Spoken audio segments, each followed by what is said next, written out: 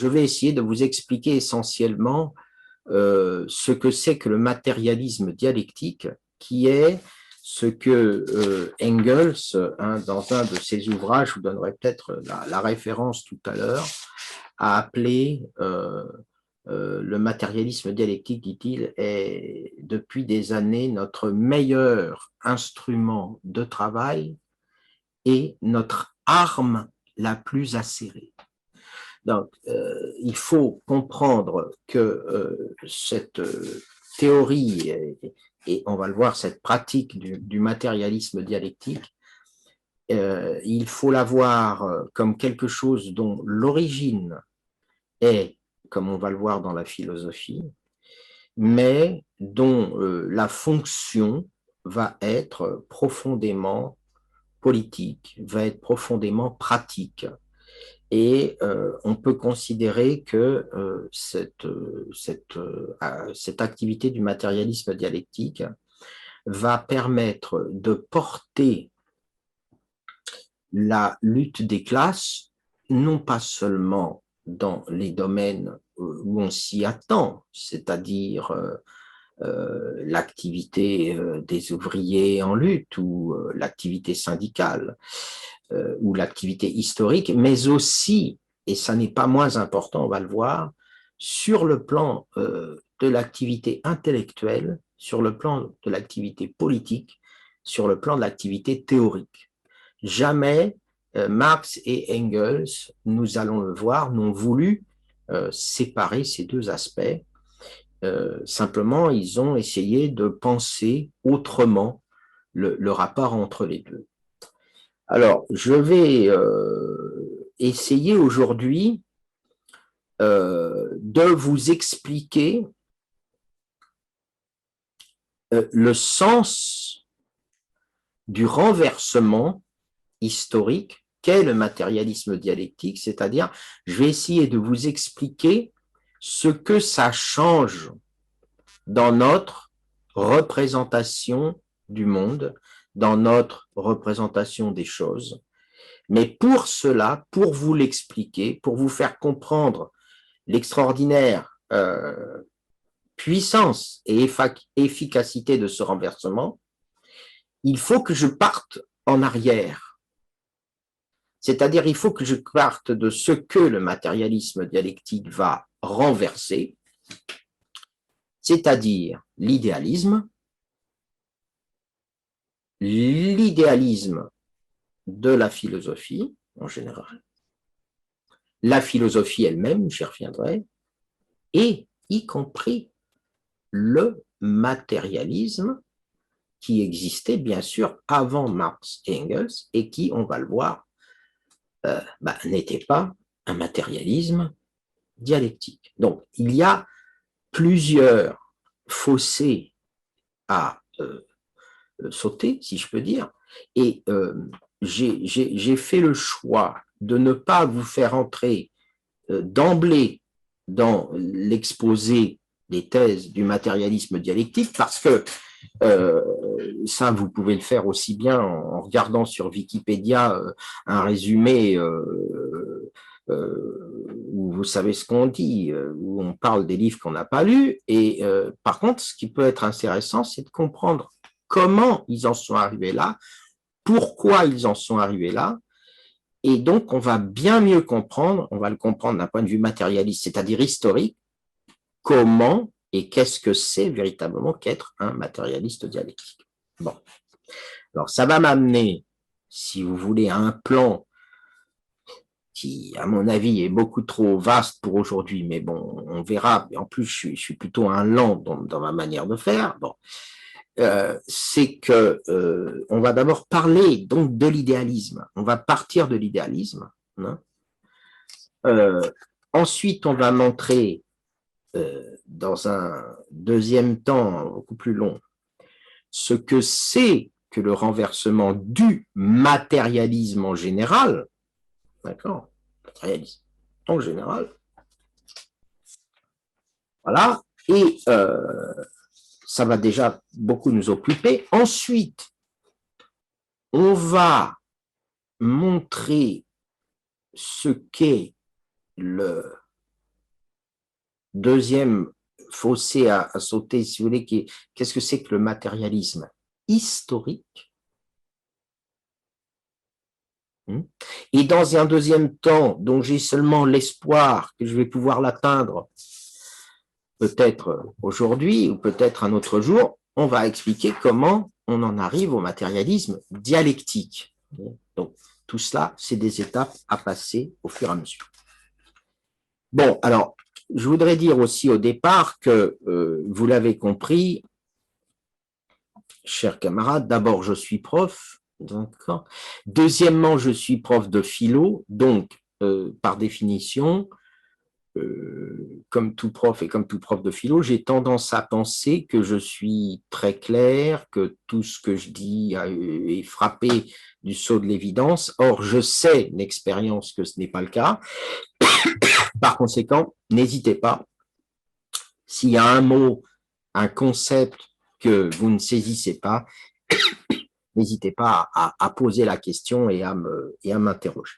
Alors donc, ben, comme tout prof, première partie, vous voyez, qu'est-ce que c'est que l'idéalisme? Et je vais essayer de le faire. Alors, je vais suivre dans ce cours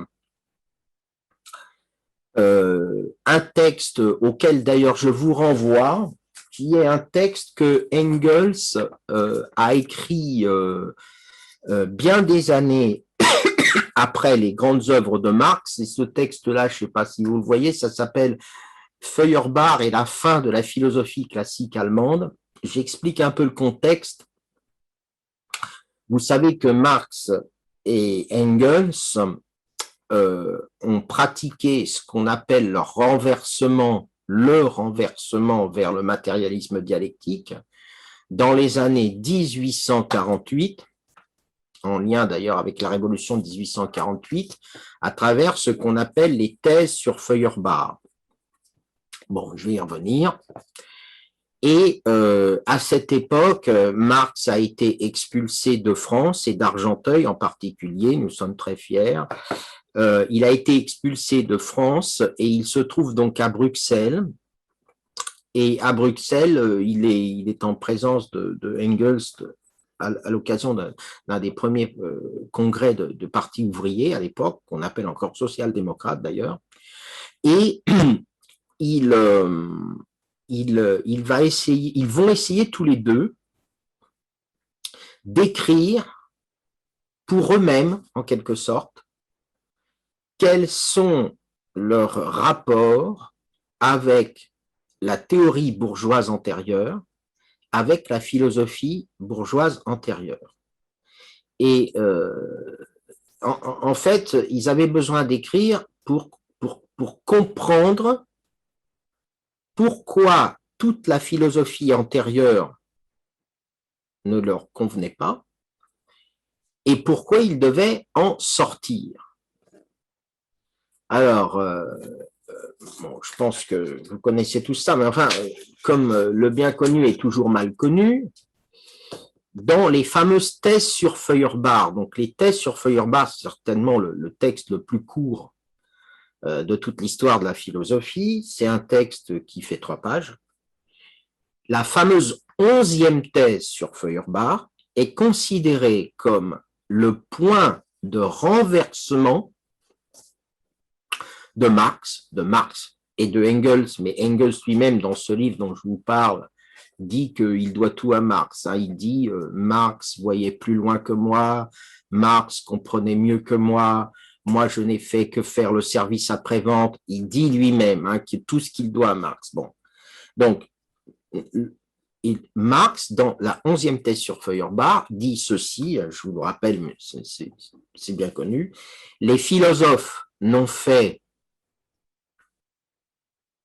jusqu'à présent qu'interpréter le monde de différentes manières. Ce qui importe, c'est de le transformer. Donc les philosophes n'ont fait jusqu'à présent qu'interpréter le monde. Ce qui importe, c'est de le transformer. Et à partir de ce moment, si vous voulez, Marx, suivi de Engels, vont mettre fin, selon eux, à la philosophie. Donc, ils ne mettent pas fin à une philosophie pour en proposer une autre. Ils mettent fin à la philosophie. Alors, pourquoi est-ce qu'ils mettent fin à la philosophie? Pourquoi Marx met fin à la philosophie? Mais pour une raison qui tient à son histoire, c'est qu'il est philosophe. C'est un philosophe tout à fait idéaliste au départ. Il fait partie de ce qu'on appelle les jeunes hegeliens. Il a baigné dans la philosophie de Hegel. Il a appris beaucoup, on va le voir, dans la philosophie de Hegel. Il rend d'ailleurs hommage en 1944, quand il est à Argenteuil, il écrit les manuscrits, ce qu'on appelle les manuscrits de 1844, il rend hommage longuement aux manuscrits de Hegel. Et cependant, il doit mettre fin à son rapport à la philosophie parce que, on va le voir, il va considérer que toute philosophie est idéalisme. Et mettre fin à la philosophie, qu'est-ce que ça va vouloir dire à partir de ce moment-là? Ça va vouloir dire écrire le Capital, premièrement, et deuxièmement, fonder l'Internationale. Écrire le Capital et fonder l'Internationale. Bon. Donc, cette thèse, vous voyez, les philosophes n'ont fait qu'interpréter le monde, elle ne s'adresse pas seulement à tous ces philosophes bourgeois qui environnent Marx en Allemagne ou ailleurs, mais elle s'adresse aussi à lui-même et à eux-mêmes. Et donc, ce texte qu'ils écrivent dans les années 45 pour en quelque sorte régler leur compte avec leur propre passé idéaliste, philosophique, s'appelle l'idéologie allemande. C'est ce grand ouvrage, l'idéologie allemande, qui a un destin tout à fait particulier parce que ce texte, ils vont essayer de faire publier en Suisse et ils n'y arrivent pas. Les Suisses ne veulent pas faire publier ce texte, trop polémique, etc. Et au lieu d'insister un peu, d'essayer de trouver des éditeurs, ils abandonnent. Ce texte est donc partiellement inachevé. Et ce texte va être perdu.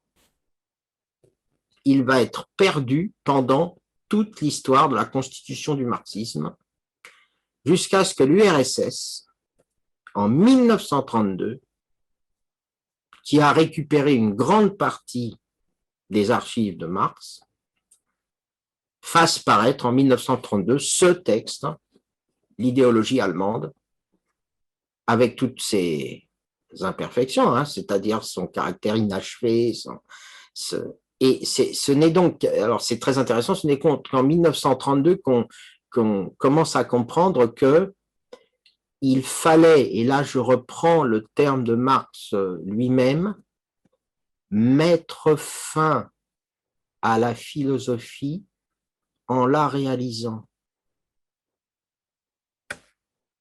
Alors, ça ne veut rien dire du tout pour l'instant pour nous, mais il faut mettre fin à la philosophie, donc vous avez compris, toute philosophie est idéaliste, il faut mettre fin à elle, mais en la réalisant. Parce qu'il y a de nombreux matérialistes, à la petite semaine, des gens qui se prennent pour des grands matérialistes, qui mettent fin à la philosophie sans la réaliser. Donc, vous voyez, c'est un peu cette idée-là de Marx que je voudrais vous expliquer, mais c'est très difficile. Comment est-ce qu'on peut mettre fin à une chose en la réalisant? Eh bien, en étant dialectique, justement, mais ça, on va essayer de le faire comprendre. Donc, ce livre, qu'est-ce qui apparaît 1859, il est bien plus tardif. Engels dit, voilà, à l'époque, voilà, on a fait ça, on a écrit l'idéologie allemande, puis on l'a laissé dans un tiroir. Et donc moi, il écrit après la mort de Marx, je vais essayer de résumer dans ce livre ce qu'on avait essayé de faire, de comprendre pour nous-mêmes à l'époque, et c'est pour ça que dans ce livre, il y a un chapitre qui s'appelle idéalisme et matérialisme, qui résume un peu toute la démarche. Donc, c'est un peu ce texte auquel je vous renvoie parce que Engels est souvent beaucoup, comme il n'est pas le chercheur, il le dit lui-même, il n'est pas la tête chercheuse c'est Marx qui est la tête chercheuse, il est un peu pédagogue dans la démarche parce qu'il suivait de très près, bien sûr, hein, ça ne veut pas dire qu'il n'a pas aussi été chercheur, hein, il a écrit la dialectique de la nature, par exemple, mais il cherchait lui-même, moins que Marx, qui était au cœur du moteur, si je peux dire. Alors donc, question première, pourquoi, qu'est-ce que c'est que l'idéalisme et pourquoi faut-il mettre fin à l'idéalisme? Parce que c'est pas si simple que ça. Pourquoi est-ce qu'on ne pourrait pas laisser les philosophes dans leur bureau, dans leur boudoir, dans tout ce que vous voulez, dans leur coin, les laisser écrire des phrases, les laisser construire leur propre système qui n'intéresse personne? Et pourquoi est-ce que Marx considère au contraire qu'il faut s'armer, se battre, faire porter la lutte de classe aussi sur le terrain de la philosophie? Et pourquoi, par conséquent, le matérialisme doit-il aussi se battre avec l'idéalisme sur son propre terrain en plus? Ça, c'est une question fondamentale. Pourquoi le matérialisme ne peut-il vaincre seulement sur le plan du combat économique? Pourquoi le matérialisme ne tient-il pas vaincre seulement sur le plan de la quotidienneté de la lutte des classes? Pourquoi faut-il que Marx, Engels et Lénine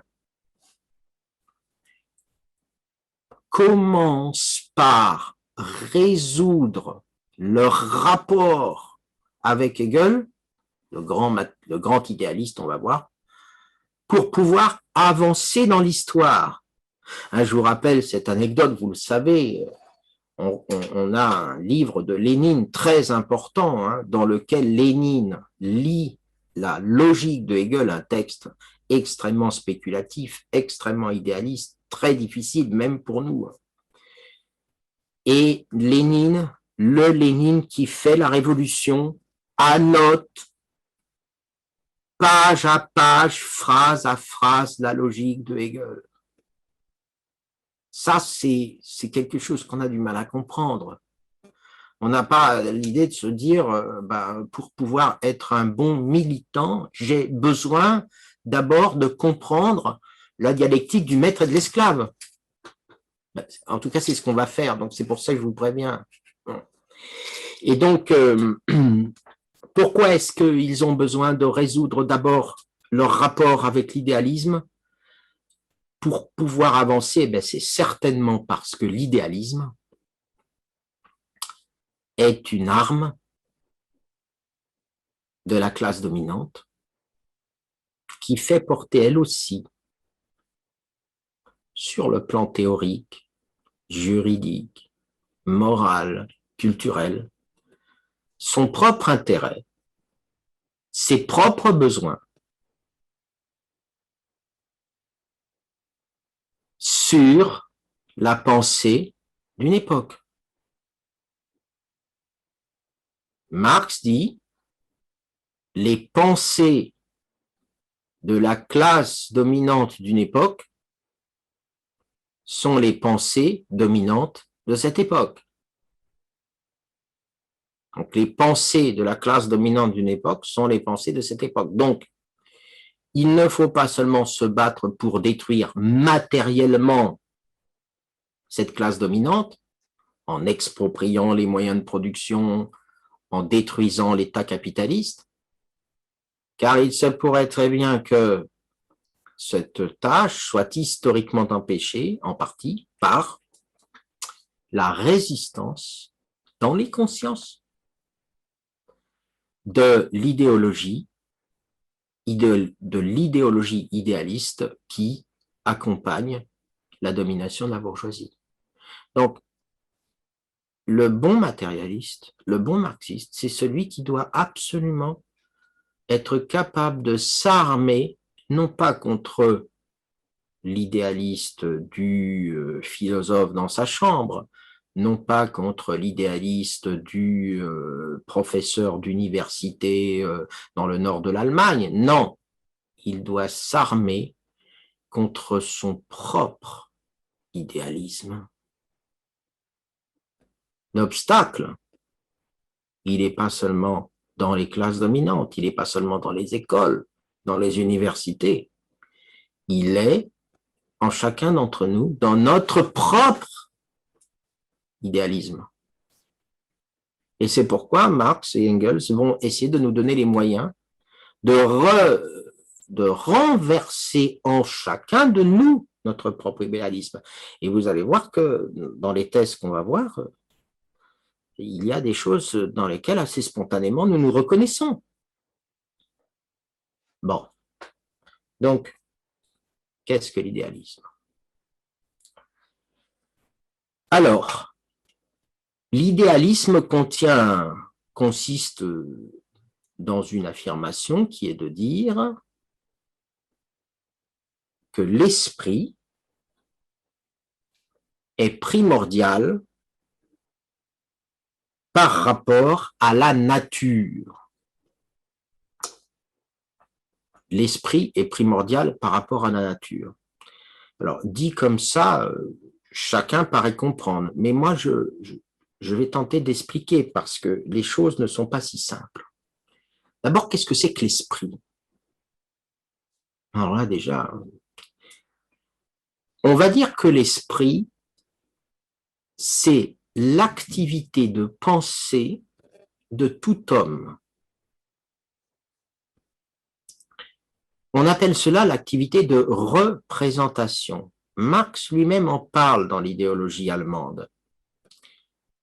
Il fait la différence, connaissez peut-être ce texte, entre un animal qui agit et un homme qui agit.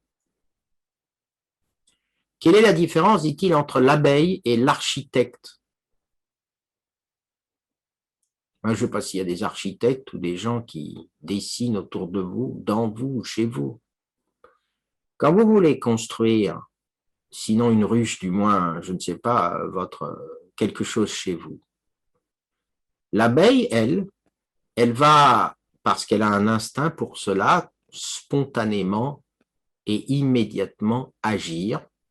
Elle va être immédiatement dans l'action parce que son corps lui-même contient les règles de ce qu'elle doit produire.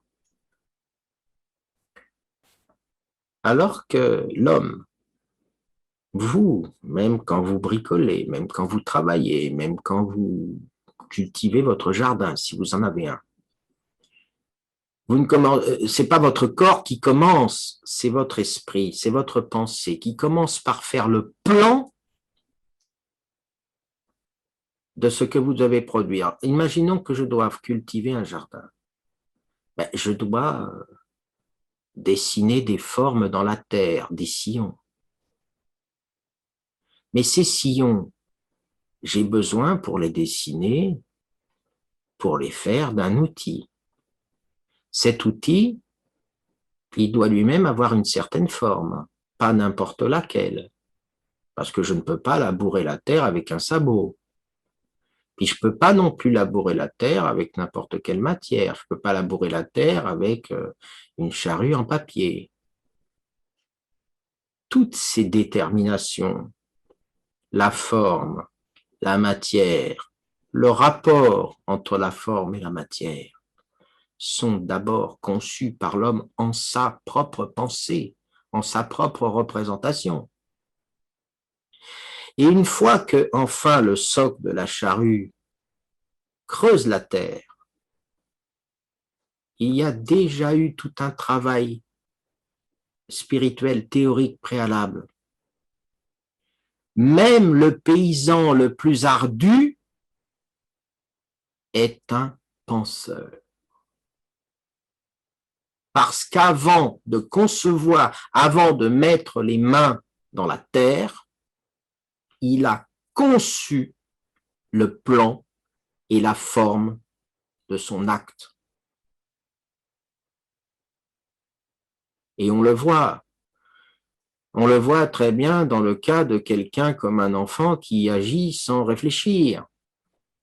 Lui, l'enfant, il est tout à fait capable de mettre les mains dans la colle avant même d'avoir réfléchi ou de mettre la main dans le feu sans penser. Autrement dit, l'idée de l'idéalisme qui consiste à penser que la nature, l'esprit précède et détermine la nature, que la forme du champ, de la charrue, de l'outil est dans l'esprit avant d'être dans la matière, et que par conséquent, il faut savoir pour transformer, c'est pas une idée aberrante, c'est pas une idée d'un idéalisme stupide,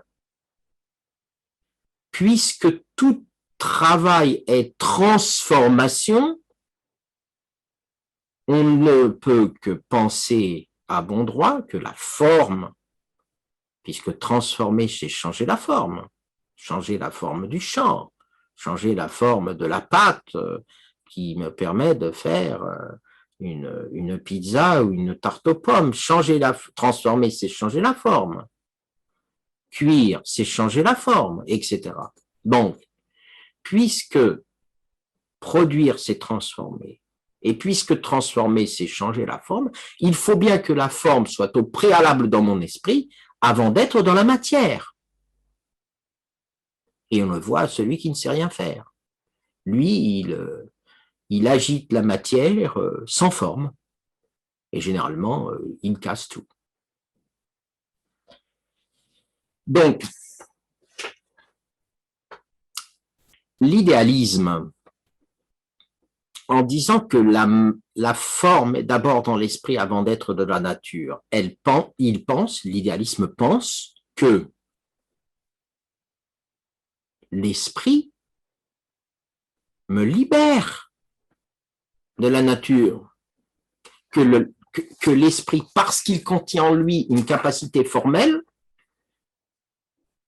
il peut appliquer cette même forme sur des matières différentes,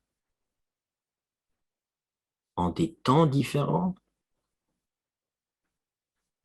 dans des moments historiques différents.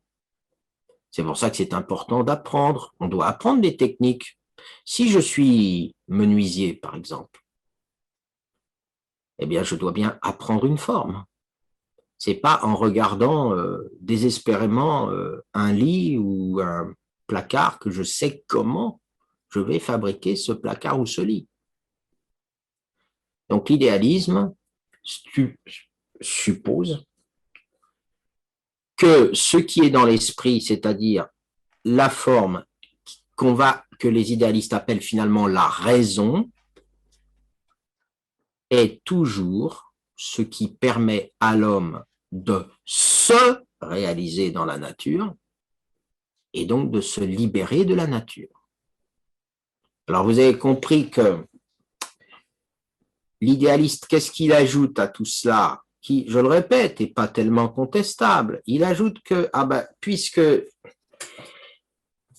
la raison et les formes sont dans l'esprit et qu'elles déterminent la nature, eh bien, peut-être qu'on pourrait se passer de la nature. Peut-être que l'on pourrait considérer que l'esprit est la liberté, la raison se produisant elle-même. Peut-être que si, au lieu d'appliquer ces formes dans la matière c'est quand même un peu embêtant, la matière, ça résiste, la matière, ça casse. Et puis la matière, il faut la trouver dans le monde extérieur. Et puisqu'il faut trouver la matière dans le monde extérieur, il faut peut-être la trouver dans un monde social déterminé. Je reprends mon paysan avec sa charrue. Bien sûr, le paysan, il a besoin d'une charrue, mais cette charrue, qui est-ce qui la lui a fabriquée? Eh bien, un charretier? Non, un charretier, c'est pas quelqu'un qui fabrique les charrues, j'en sais rien. Enfin, celui qui a fabriqué la charrue. Et le problème, c'est que l'homme qui a fabriqué la charrue, il a eu besoin de manger pour fabriquer sa charrue. Donc, comme il a eu besoin de manger, il a eu besoin d'appartenir à un ordre social, à un ordre historique déterminé. Donc, la matière, c'est un peu embêtant parce que certes, ça se soumet à la forme, mais la matière de près en près, ou de loin en moins, ça multiplie les déterminations, c'est-à-dire ça multiplie les contraintes. Regardez là, à l'instant, nous nous croyons libres de penser, mais pas du tout. S'il n'y a pas l'électricité, qu'est-ce qu'on fait? S'il n'y a pas Internet, qu'est-ce qu'on fait? Et en ce moment, il y a des tas d'hommes qui sont en train de travailler pour que nous puissions faire ce que nous sommes en train de faire. Donc, en fait, la dimension matérielle de ce que nous faisons là tout de suite, elle est absolument déterminante. Donc, l'idéaliste, lui, ce qu'il se dit, c'est que, au fond, nous serions beaucoup plus libres si nous pouvions définir la matière indépendamment de notre rapport effectif à la matière, si nous pouvions être pur esprit, et si au fond, on pouvait créer l'homme par l'esprit seul.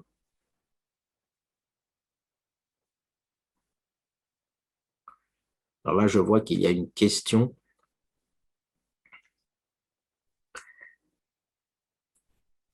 Alors, je la lis, Marie. Réflexion. Les esclaves dans les champs sont réduits à l'état d'abeilles puisqu'ils ne sont que de simples exécutants et n'ont pas à réfléchir avant d'entamer un travail. Très bonne question, Marino, merci. C'est totalement faux et ça, on aura besoin de l'expliquer grâce à un texte de Hegel qui s'appelle la dialectique du maître et de l'esclave. C'est-à-dire que, mais on y reviendra, je ne peux pas l'expliquer maintenant, l'esclave dans les champs n'est pas réduit à l'état d'abeille parce qu'il est le seul à se coltiner précisément avec la matière. Et je vais quand même réagir à ce qu'elle dit, Marino, en disant justement cette chose. Vous l'avez compris, les idéalistes pensent qu'on serait beaucoup plus libre et que la pensée, c'est plus libre et que l'homme serait plus libre s'il pouvait se passer des contraintes de la matière. S'il pouvait maîtriser la matière sans qu'elle ne résiste, s'il pouvait en quelque sorte devenir sa propre affirmation. Si nous n'étions qu'une pensée, après tout, ça serait mieux. Si on n'était pas un corps, ça serait mieux. Si notre âme était séparée du corps, elle serait complètement son propre sujet. Elle serait sa propre détermination. Bref, l'un des effets de l'idéalisme et l'une de ses expressions la plus importante, ça va être de dire que l'âme est séparée du corps, que l'âme est éventuellement même immortelle, allons-y, elle échappe à l'histoire, à toutes les déterminations, et allons encore plus loin que peut-être l'âme est en réalité la preuve que nous sommes créés par un esprit absolu et que cet esprit absolu aurait créé toute chose et que par conséquent, Dieu existe. Donc vous voyez que cette logique de l'idéalisme qui consiste à ce que le monde est le monde de l'homme, que le monde de l'homme est le monde de son esprit, que cet esprit se pense lui-même comme émancipé de la matière qu'il peut se transformer, mais dont il n'est pas l'effet, et que finalement on pourrait penser que c'est l'esprit qui a créé la nature, et que finalement Dieu, c'est la figure de l'idéalisme absolu, c'est-à-dire de l'esprit en tant qu'il est l'auteur de toute la matière et de toute chose. Donc la philosophie classique, la philosophie classique pense depuis l'Antiquité que Dieu ou les dieux, qui ne sont pas matière, du moins pour les philosophies idéalistes, que Dieu ou les dieux ont été à l'origine de la création de toute chose. Mais Dieu, c'est très pratique d'être un Dieu parce que on échappe, comme je vous le disais, aux contraintes. On échappe à l'histoire, on échappe à la société dans laquelle on se trouve. Finalement, l'éternité, c'est parfait parce que ça permet d'éviter d'être déterminé. Donc l'homme, créé à l'image de Dieu, hein, je vous rappelle dans la philosophie classique, l'homme devient l'être indéterminé, l'être universel, il devient l'être raisonnable. Et cet être raisonnable est libre. Il est libre parce qu'il peut toujours opposer la force de sa pensée aux contraintes de la matière. Une petite anecdote pour vous illustrer cela. Il y a un philosophe de l'Antiquité, vous en avez peut-être entendu parler, qui s'appelle Épictète. J'écris son nom là. C'était un esclave. C'est assez intéressant, c'est assez rare.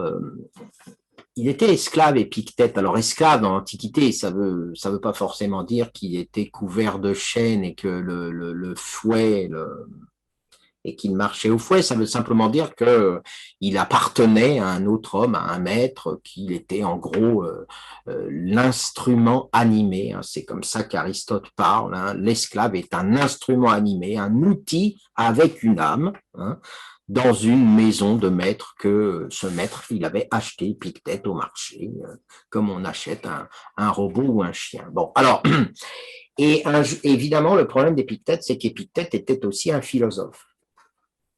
C'est un des plus grands philosophes stoïciens, j'insiste pas. Je vais me concentrer sur l'anecdote. Un jour, il discute avec son maître et son maître lui dit « Ah, tu prétends que tu es libre. Mais si je te casse la jambe, est-ce que tu comprendras, est-ce que tu prétendras toujours que tu es libre ?» Et Épictète répond « Mais vas-y, casse-moi la jambe, puisque tu ne peux pas casser ma pensée. » Idéalisme. Casse-moi la jambe, tu ne pourras jamais casser ma pensée. Idéalisme. On ne peut pas aliéner la pensée, on ne peut pas exploiter la pensée, on ne peut pas contraindre la pensée. Séparation de l'âme et du corps, séparation totale. Alors Épictète, il allait très loin. Par exemple, il disait, vous voyez, c'est pour vous illustrer les difficultés de l'idéalisme qu'on commence à voir. Il disait, par exemple, une vie courte qui a duré 18 ans et une vie longue qui a duré 100 ans, 105 ans. C'est la même idée. C'est la même vie. Parce que la longueur d'une vie, c'est la longueur du corps. Mais on peut, par sa seule pensée, occuper sa vie en très peu de temps. Parfois, on occupe plus aisément sa vie en très peu de temps qu'en 100 ans d'une vie pourtant en bonne santé. Donc la thèse d'Épictète, c'est que ta vie soit longue ou courte, ça n'a pas d'importance. Si tu meurs demain, c'est ta vie que tu as vécue, parce que ton âme a eu, dans cette vie-là, dans cette durée-là, sa part. Vous voyez les aberrations qui fait que si vous poussez jusqu'au bout cette thèse, ben vous vous dites, ah ben alors ça veut dire que si on tue quelqu'un, c'est pas si grave, puisqu'on lui ôte seulement le corps, on lui ôte pas sa pensée. C'est peut-être pas si grave. Et donc, casse-moi la jambe. Tu ne pourras pas me casser ma pensée. Sauf que bien évidemment, vous voyez le problème. C'est que si le maître se met à lui casser tout le corps, Bien sûr que la pensée ne pourra plus se, se poursuivre. Bien sûr que la pensée ne pourra pas se dérouler. Un autre exemple qui contrevient déjà à l'idéalisme. Si le maître, pour lui prouver qu'il est le maître, cesse de le nourrir, s'il fait crever de faim, ben, ce n'est pas seulement son corps qui va mourir, c'est sa pensée aussi. Elle va même se défaire, se détruire. Bien. Alors l'idéalisme, voilà. Primauté de l'esprit sur la nature. La nature est forgée et formée par la pensée et par la raison qui met des formes. Et finalement, la pensée et la raison peuvent créer sa propre histoire indépendante de la matière. Elle est libre.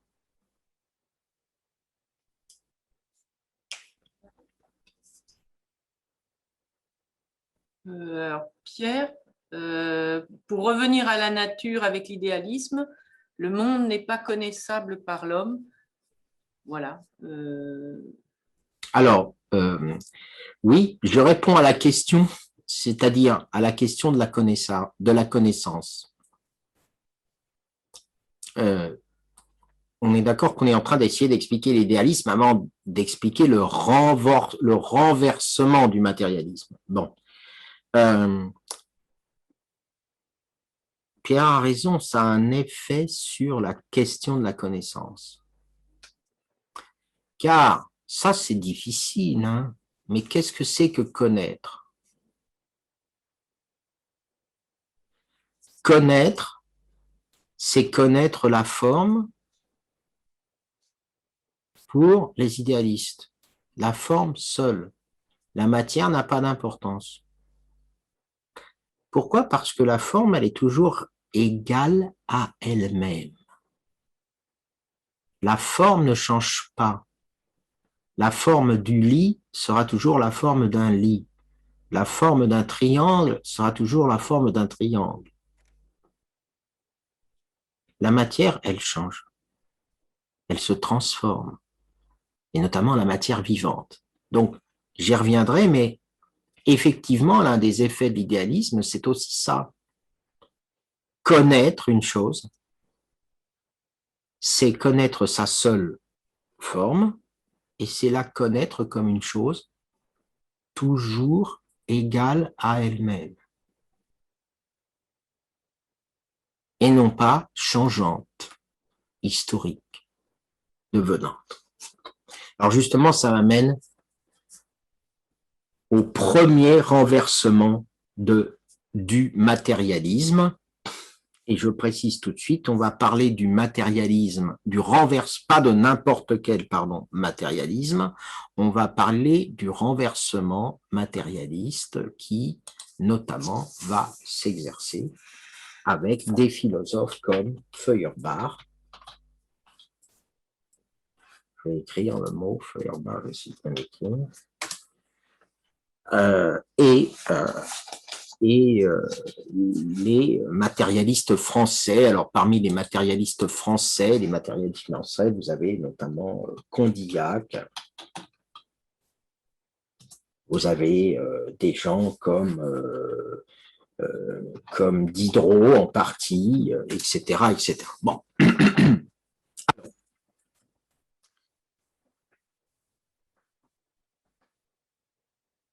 Je vais tout de suite commencer par vous écrire là, dans le chat, la deuxième thèse sur Feuerbach. Vous savez que je vous ai parlé de ce petit texte-là, les thèses sur Feuerbach, qui est très important. La question, dit-il, de savoir si la pensée humaine peut aboutir, je vais sûrement faire des fautes, mais bon, peut aboutir, je ne vois pas ce que j'écris malheureusement.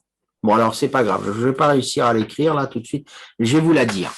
La question de savoir si la pensée humaine peut aboutir à une vérité objective n'est pas une question théorique, mais une question pratique. je la redis, hein, la question de savoir si la pensée humaine peut aboutir à une vérité objective n'est pas une question théorique, mais une question pratique. Et il ajoute ensuite, c'est dans la pratique qu'il faut que l'homme prouve la vérité. C'est dans la pratique qu'il faut que l'homme prouve la vérité. Alors,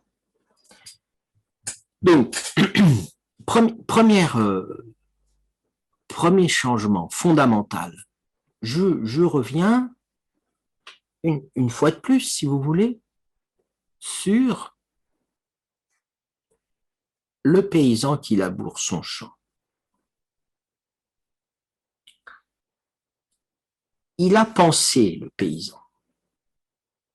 Il a pensé à la forme de son champ, au moment où il laboure, à ce qu'il va planter, à quand il va semer, à quand il va récolter, etc. Il a bien pensé, mais il peut se tromper. Il y a des mauvais paysans. Il y a des paysans qui ne parviennent jamais, hein, comme Jean de Florette, à produire véritablement quelque chose. Donc, il y a déjà deux types de pensées. Il y a des pensées vraies, et puis il y a des pensées fausses. Et Marx nous dit donc la vérité de cette pensée, c'est-à-dire, je m'explique par vérité, le fait que cette pensée soit conforme à la réalité, c'est-à-dire que la pensée du paysan se devienne bien un champ de blé. Eh bien, Marx et Engels disent c'est pas une question théorique, c'est une question pratique. Alors, mais ça veut dire qu'il faut expliquer ce que c'est que la pratique. Alors, le mot pratique, qui vient du latin, pardon, du grec, excusez-moi, praxis, qui veut dire action.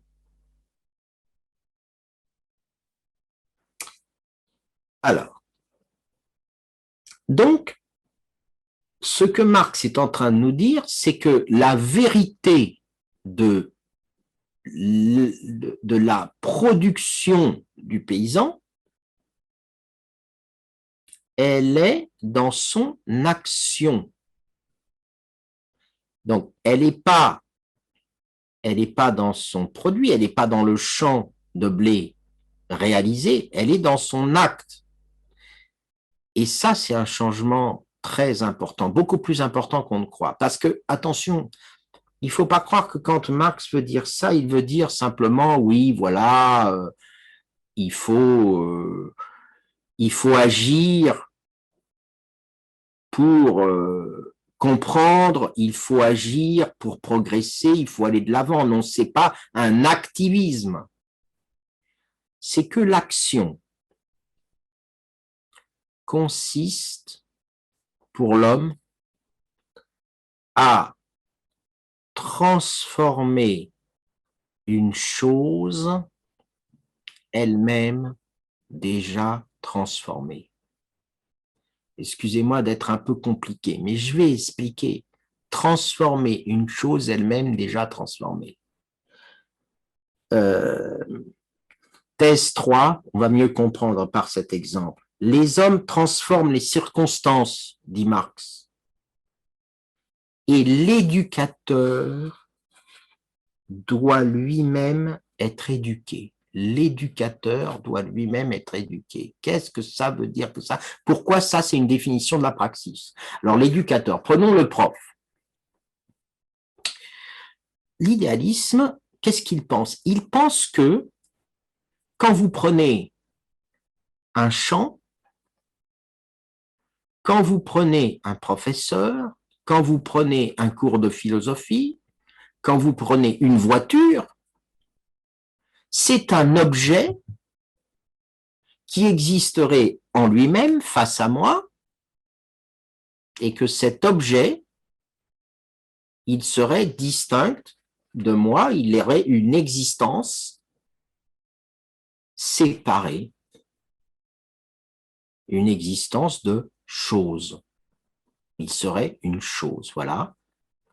Je regarde là mon chapeau, c'est une chose devant moi, elle existe indépendamment de moi. Si je ferme les yeux, elle reste là, elle a son existence propre.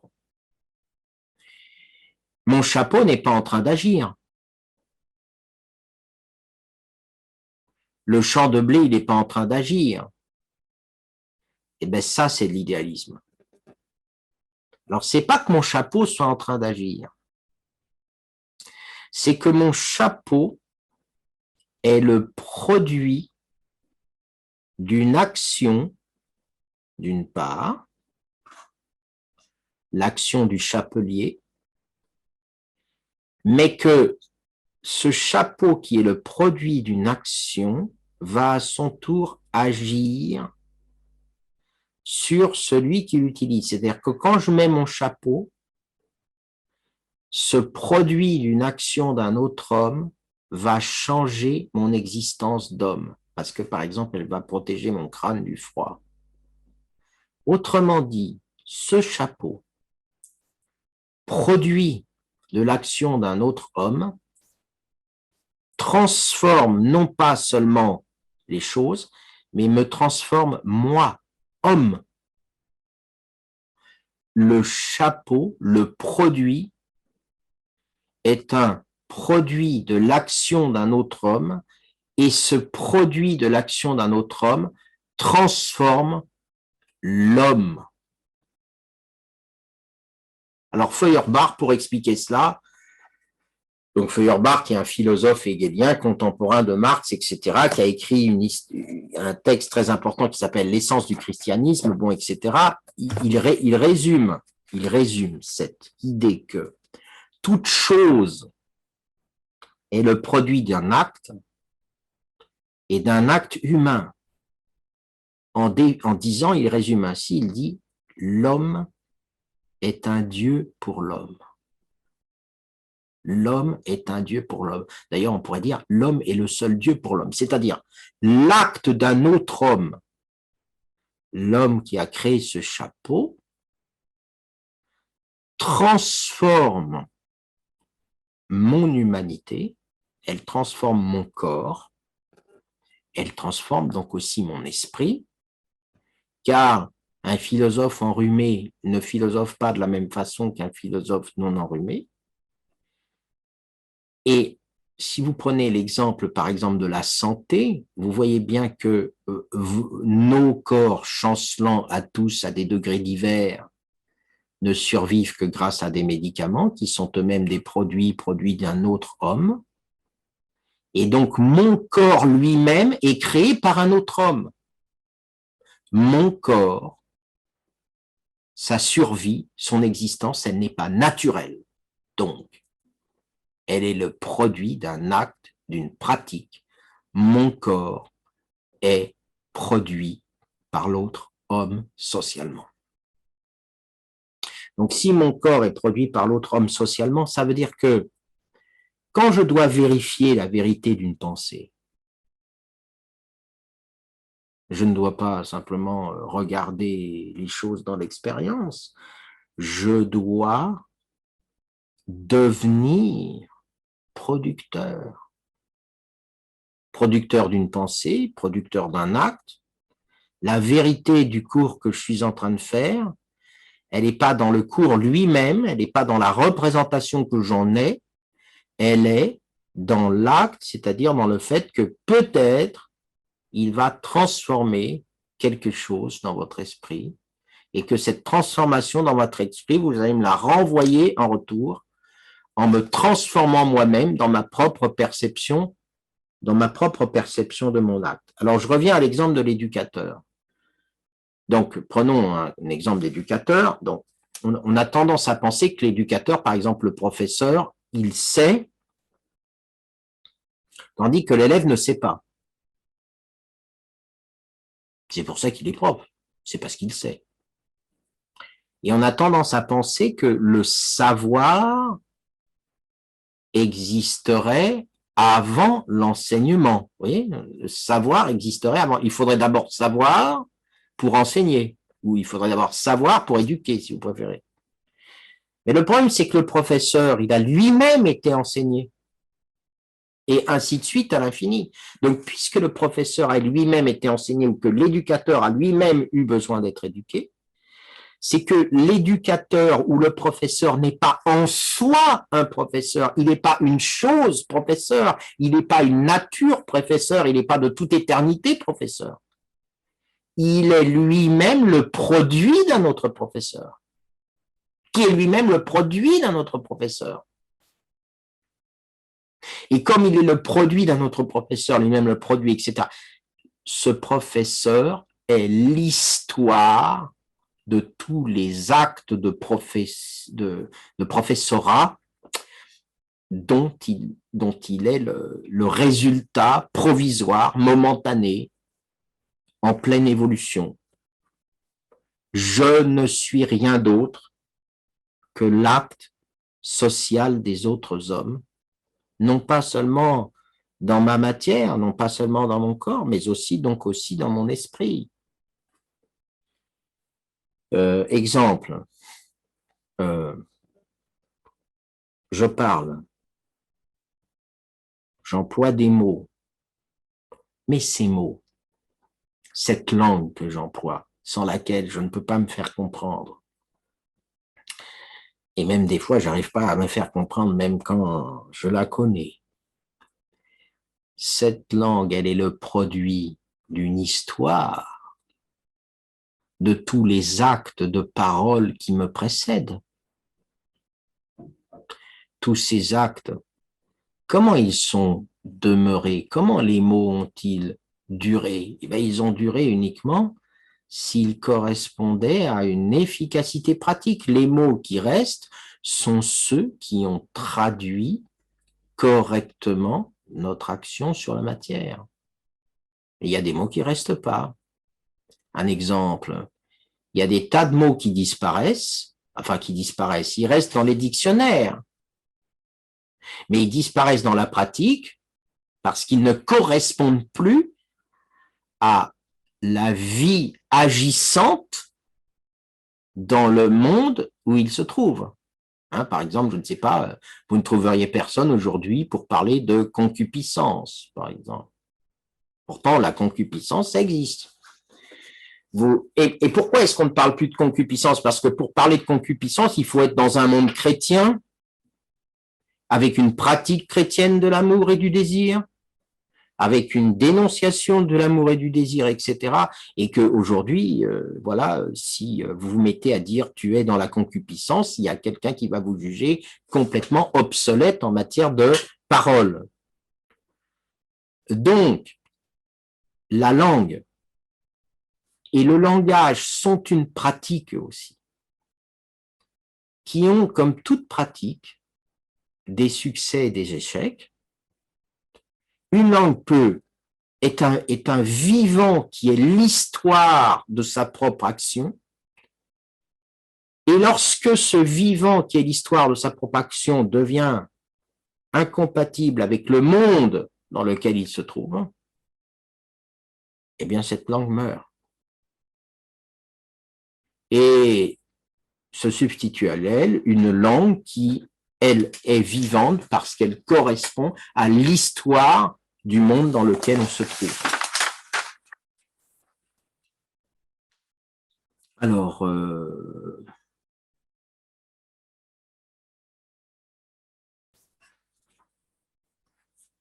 donc, le premier renversement du matérialisme, et après je vois qu'il y a une question, on va lui répondre.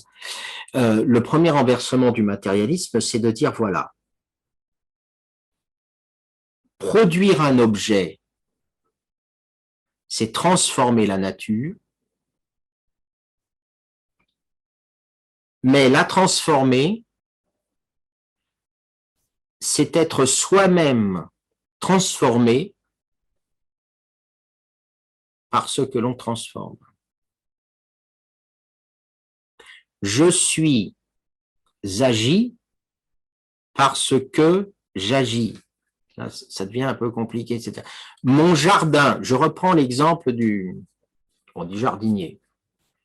Mon jardin agit sur mon être jardinier. Pourquoi? Parce que mon jardin est devenu mon jardin, non pas à cause des fleurs, non pas à cause de la terre, non pas à cause du terreau, mais à cause des actes de tous les travailleurs qui ont produit ce terreau, ces fleurs, cette eau. Bon. Et on le voit très bien quand on a une pénurie, par exemple. La pénurie ne dérobe pas seulement à ma personne des choses, elle me dérobe à moi-même. Lorsque vous enlevez ces produits à un homme, vous ne lui enlevez pas simplement ses objets, vous lui enlevez sa subjectivité. Voilà le renversement du matérialisme.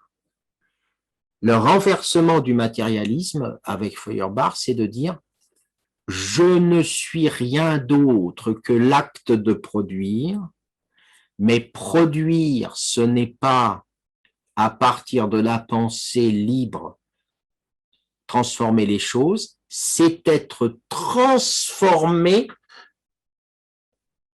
par ces choses qui ne sont pas des choses, qui ne sont pas des natures, mais qui sont déjà des actes d'autres hommes. Hein? Dieu, l'homme est un Dieu pour l'homme, ça veut dire toute la matière, toute la nature elle-même est un acte de l'homme. Il y a un passage célèbre, vous le connaissez, dans l'idéologie allemande, ou je crois que c'est dans le Capital, qui est le passage fameux sur le cerisier. Hein, quand vous vous promenez chez votre grand-mère dans le champ de cerisier qu'elle a légué à toute la famille, vous avez tendance à croire que vous êtes dans la nature. Vous avez tendance à croire que vous êtes en train de contempler quelque chose qui est là depuis toujours, qui est quelque chose comme une nature. Ça vous rassure même de vous dire que au moins cela va échapper à l'action destructrice des hommes. Quelle erreur! Le cerisier a été transplanté sous nos latitudes par le commerce triangulaire à partir du XVIe siècle. Le cerisier n'est pas une chose naturelle. Le cerisier est le produit d'un acte de l'homme à un moment donné de l'histoire du développement des forces productives, à un moment donné de l'histoire du développement historique des choses. Toutes les choses qui nous entourent ne sont pas des choses, mais des actes. Voilà ce premier renversement.